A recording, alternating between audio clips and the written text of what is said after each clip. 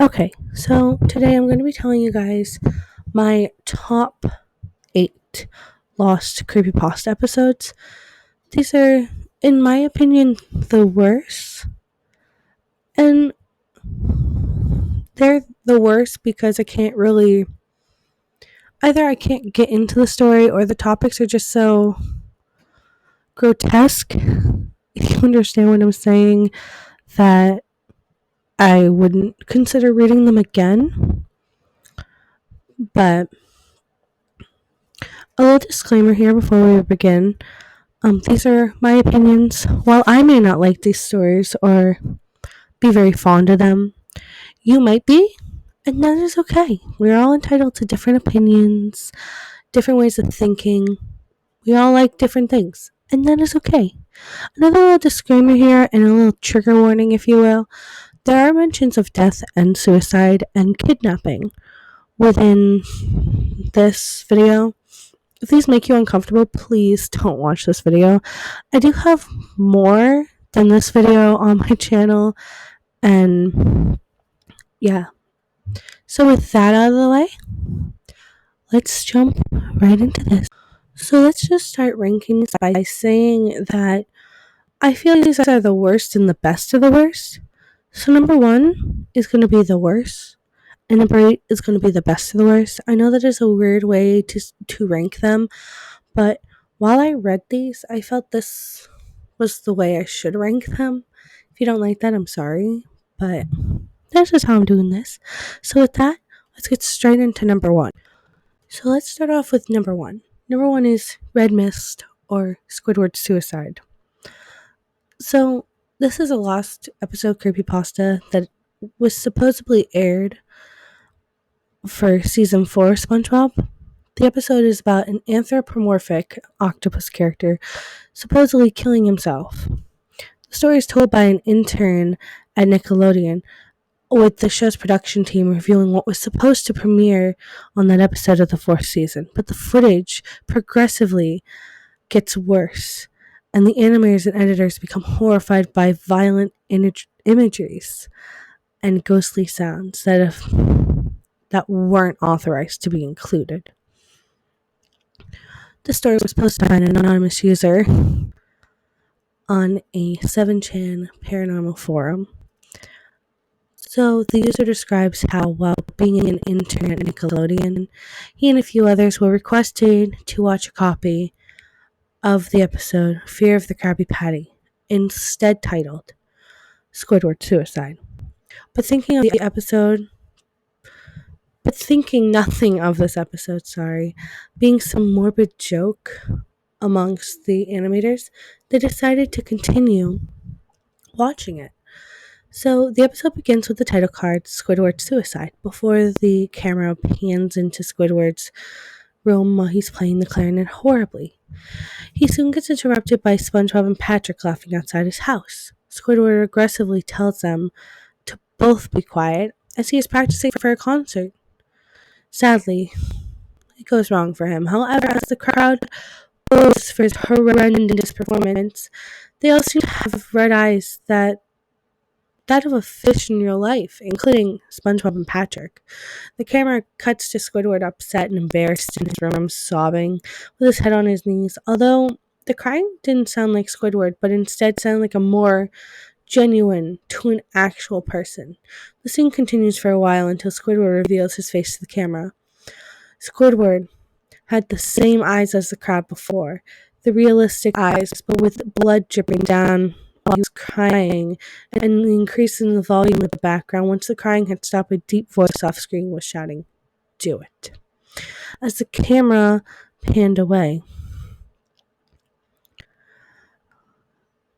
seconds later, Squidward shoots himself and the camera pans out once more to present his remains before the end of the episode. Okay, so in between each of these stories, we're going to have a little review.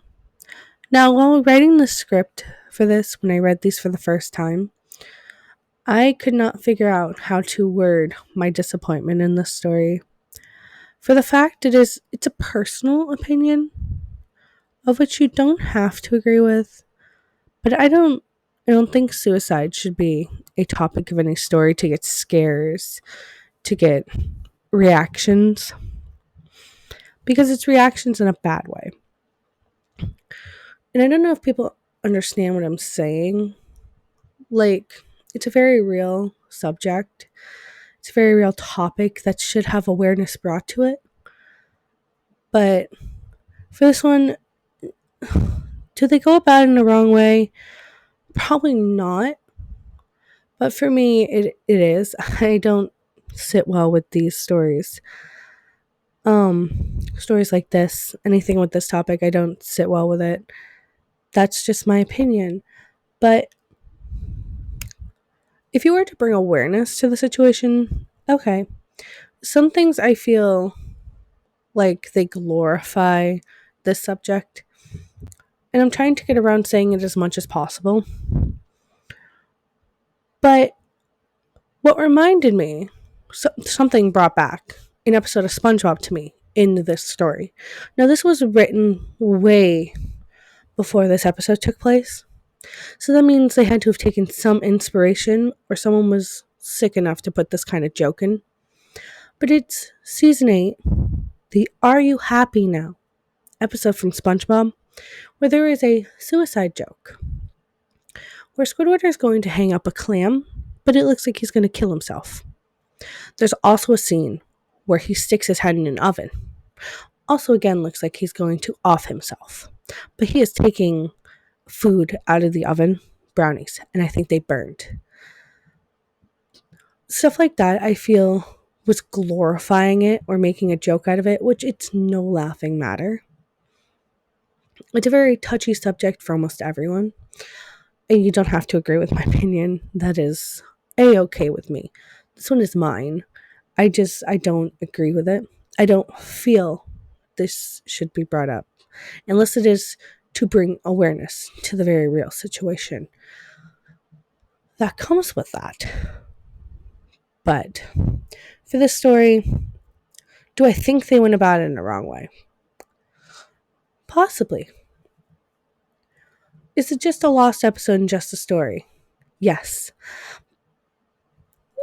Does it still make people very uncomfortable to read stuff like that? Yes. And I think that's why they put it in there. But in my opinion, it shouldn't have to be the first thing you think of when you're writing a story. Regardless, this was not my kind of story. Though it may be someone else's, it was not mine. It did not sit with me. It made me very uncomfortable to read, to realize how many jokes were in that episode of SpongeBob that I didn't even realize. I had to go back and watch it. And then I realized all the bad jokes. The suicide jokes that were in that one episode. It was not cool. But SpongeBob is not a bad show. I give them that. They are not a horrible show. Just, I don't feel that is something you should joke about. And I don't feel that it should be a part of your story. There is another story that comes up that does bring the subject up again. And there's a reason why I don't like it. But we'll talk about that when we get there. So with that out of the way, let's go straight on to number 2. Okay, so the next story we are going to talk about is Tom and Jerry. Now, I forgot to mention this in the beginning. There is animals. This may not sit well with people, and I am sorry for that. But here we go. So this starts off with Tom the cat is sleeping in front of the basement stairs. The first scene is of the owner stomping on Tom's tail, and a realistic and painful look comes onto Tom's face. The owner yells at Tom to never go down there. Tom is clearly terrified and runs away into another room. Our view stays in this room by the basement door, and we see Jerry about to come out of his mouse hole. He truly looks grotesque. far more off model than in the other shorts. He had an evil look on his face and follows Tom to the next room. The next few minutes are formulaic. Jerry repeatedly managing to trick Tom into chasing him into the basement door a few times, but each time the owner catches Tom and he inflicts painful looking injuries on him, which stay with Tom even after the scene ends. After beating the heck out of Tom, Tom is bruised all over, bleeding in a few places and limping on a broken leg. After this, Tom starts to literally beg Jerry not to bother him anymore. He's not really talking, but he's crying and mumbling, and you can tell what he's trying to do by his body language. Jerry just laughs at him and pushes him back to the basement door. The owner catches Tom again and goes ballistic. The camera zooms in on his face. It changes color, distorts as he yells at Tom in a louder voice than any other sound in a cartoon. Um, the rest of the story is very grim, but it's definitely vicious and furious. It does seem like Jerry finally decides to take pity on Tom, though.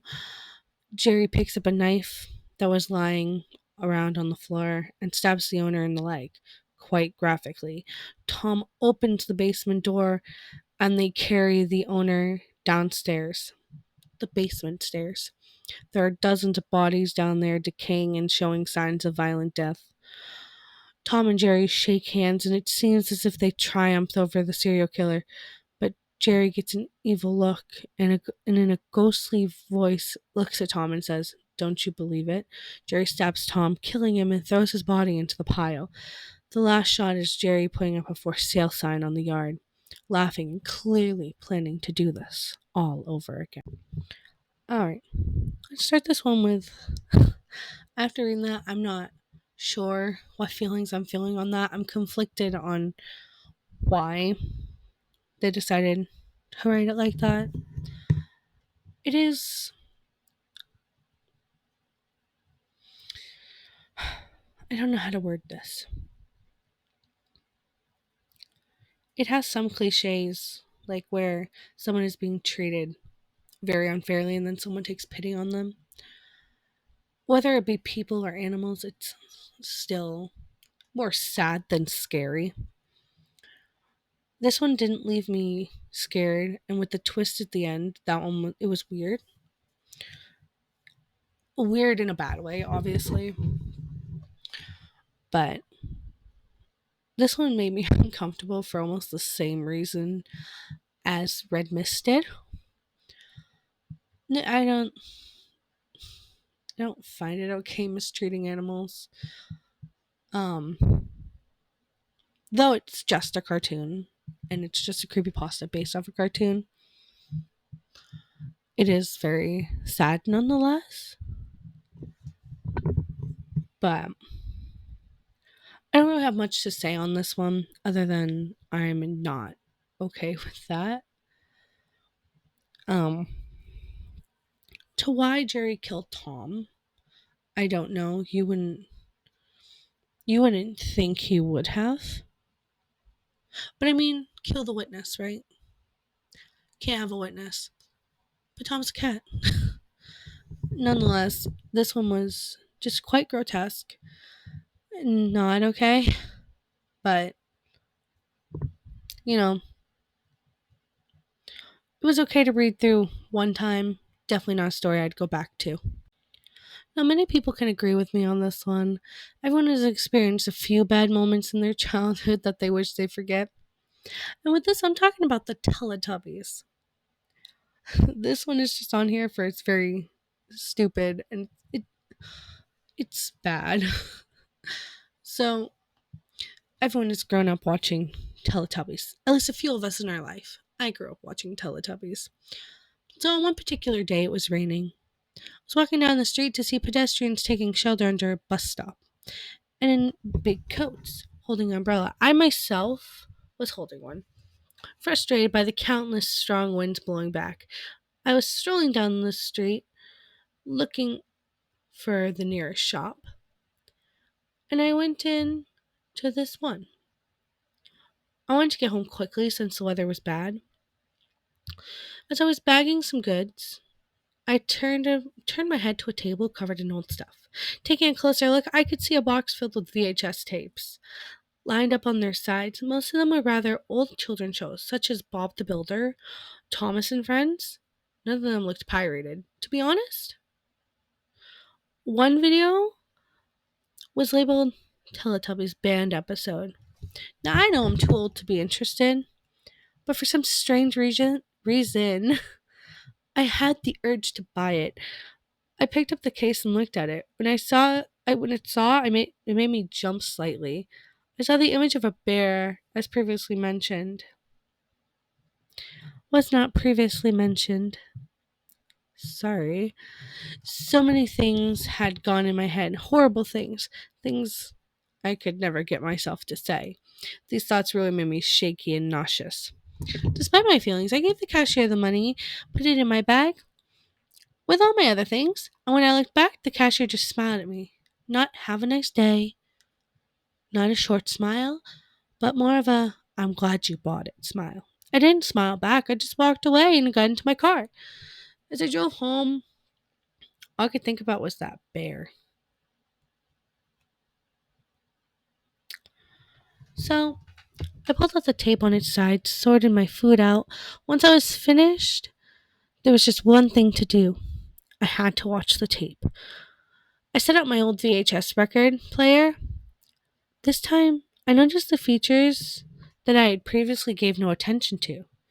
There was no company logo, no symbols, no information on the back. I opened the case to see that the tape said Seesaw written in black marker. I rushed to put the tape in, which was very stupid, hoping to get it over with and done. Now I saw the tape was almost halfway through, so I rewound it to the beginning, as you had to do. I pressed play, and that there was nothing but black. So I fast forwarded until the tape was in the same place as before. I rewinded it. Strangely, this was right before the image actually appeared on screen. I grabbed my chair from the kitchen and placed it in front of the television. I sat down and pressed the play button. What was clearly the opening of Teletubbies began, with the theme music playing quietly. The music was filled with static noise and a high frequency buzzing. I noticed that it must have been cut, skipping the sun baby and the logo. I couldn't help but notice the image had horrible quality. It appeared as if the tape was decades old. The image was shaky and layers of static that constantly fuzzed. The color was also very bland and gray. As the Teletubbies ran downhill, the footage suddenly cut to them staring at the camera. It cut again to an empty field with small hills. The music suddenly stopped. An image of a seesaw flashed, with a little boy on each side, moving it up and down. The field came back into view. The only thing I could hear now was the buzzing. A small figure appeared in the distance. The buzzing became louder. The seesaw flashed on screen. The buzzing momentarily silenced as the echoey voice of an elderly woman was heard, slowly getting louder. The flashes began again. The screen slowly zoomed into a distant object as the buzzing noise came back. The woman's voice slowly echoed, "I'm coming. I'm coming." And then a high pitched scream was audible and it slowly zoomed. A bear's face flashed on the screen. Things started to get tense. At this point, I was too frightened to turn the volume down. "I'm coming. I'm coming to get you."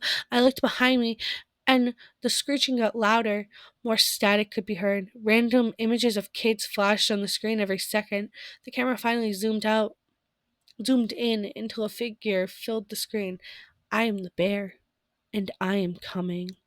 The horrific sound of children crying could be heard. The camera began to zoom in to the bear's face as the seesaw flashed again. "I'm coming. I'm coming to get you." The image flashed on the screen once more. The seesaw had stopped, and the boys just staring blankly at each other. The camera had finally zoomed in to the full view of the bear's face. Its mouth moved up and down, and it echoed, "I'm coming. I'm coming to get you, and I will get you." The bear's eyes began to spin, and the image flashed on screen. The seesaw appeared, but with gore and blood all over it and around it, and it was surrounded by what seemed to be human remains. The dead bodies of two boys appeared out of nowhere. and caused the seesaw to slowly move up and down. They were just laying there, clothes soaked in blood. The sound finally stopped, and I sat there and stared at the image for a minute before it went black. Needless to say, after a minute had passed, I immediately grabbed the tape out of the machine and threw it into the bin along with the case. That night I couldn't sleep. All I could think about was what I saw. I had to frequently check my windows. This could have lasted all night. And when I sat down to try to calm down, I must have finally fallen asleep. The next morning I had work, and I needed to finish on my laptop. And I was checking my emails, staring at the desk background. It was a photo of me and my friend in a field. I saw a small figure on it. Don't remember being there before, but I found the original image in my files and zoomed in on it. It was the bear. Alright, let's just start with I thought this one was stupid. Okay, I grew up watching Teletubbies. And yes, I do remember VHSs being a thing. They were a very big thing in the 2000s. The early 2000s, 2001 and beyond. But this one did have the right amount of scares. It was okay. The reason it's number 3 on this list is I thought it was so stupid. It could not be the best of the worst. Just, I can't imagine a kid's show giving you nightmares. The one part that was scary to say the least was just dead bodies in general. The bear, the stock photo they had on the website was just Freddy, like from Five Nights at Freddy's. So that wasn't really scary to me. But, you know, why did we choose a seesaw? Why 2 kids? Why a bear? Why? This left more questions than answers for me. Like, the ending gave me very post-pandemic vibes where everyone had to work from home. Where he's like, I had to finish some work on my laptop. Reminded me of post-pandemic. Right after COVID came out and everyone's like, oh, it's time to go remote. Stuff like that. That just, it didn't scare me. I felt it was more stupid than anything else. But it was an okay story. For these last few, I'm going to read all the stories first and then we're going to get into the review because this is going to be one hell of a long video if I keep doing it like this. This next one is called Mr. Bear and the Cellar. So Mr. Bear and the Cellar was an old kids show about the 80s. And Mr. Bear would bring children into his cellar. They would play games, sing songs. It was a very popular television show and every kid wanted to be a part of it. So one day, one kid on the show was talking with Mr. Bear and said him and his sister had to go home. Mr. Bear ends up chasing the kids. And the show shortly ends. One day, the author of this story decides, I want to send a letter into him. I want to be a part of the Mr. Bear and the Cellar show. So the dad sends in the letter for him, as he is a very young child, about 6 or 7, I believe. And Mr. Bear sends him an email back, or a letter, and goes, I would love to have you in my cellar. We'll play games, sing songs. We'll have the best time. So here's the date and the address to come to. So the dad brings the son to the location and there's swarms of police officers. Now the author wouldn't figure out until very much later when his dad explained it to him. Mr. Bear had kidnapped a bunch of children and sometimes murdered them in his basement. And Mr. Bear had never been found. It was a grown man in a bear costume.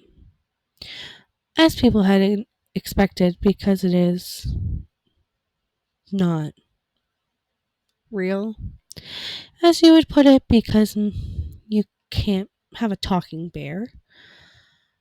But they to this day still have not found Mr. Bear. Number 5, Max and Ruby, episode 004. Now, while I was walking down the street one day, I came across a Max and Ruby tape. Now, Max and Ruby was a cute show about Ruby and her little brother Max. But this CD was different. I popped it into my VHS player, and it had 3 episodes. One titled Rest in Peace, Mommy and Daddy. So I reluctantly decide to play it. It is pictures of the brutally murdered Mr. and Mrs. Rabbit, aka Max and Ruby's mother and father. And then it cuts to Max and Ruby standing there with a gravestone that says, Rest in Peace, Mommy and Daddy. So I go back to the menu, as it has a menu, and see that the 4th episode is unlocked in a sense. And it just said episode 004. Now it cuts to Max and Ruby crying, and then to Max by himself, and then to Max hanging himself, and Ruby walking in and crying. Then the story cuts to Ruby standing next to 2 graves. The one says, Rest in peace, Mommy and Daddy, and the other says, Rest in peace, brother. Then Ruby looks at the camera and goes, Death is the only way we can escape. Death is our only release. I popped the tape out, threw it away, and never got back to it. Number 7, Candle Cove. So, me and a few other people were in this chat talking about an old show from the 70s, about 76, and it was about this show, Candle Cove. Now, my friend, we'll call Matt. I go, Hey, does anyone remember Candle Cove? Matt replies back with, Yeah, the one with the pirates and the puppets and that scary skin taker. Sorry. And I reply back with, Yeah. Do you remember all those episodes? It was such a great show, but I can't find anything on it. Matt replies back with, Yeah, I think it ran for a couple months, and then they suddenly stopped airing it. So, I one day went to my mother in the nursing home and go, Do you remember when I used to watch Candle Cove? My mom replied back with, That's funny you mentioned that. Because when you were younger, in about 76, you would tell me, Hey mom, I'm going to watch Candle Cove about 4 o'clock every day. And for half an hour, you would stare at straight static. And you had such a playful imagination that it was like you were actually watching something with your little pirate show.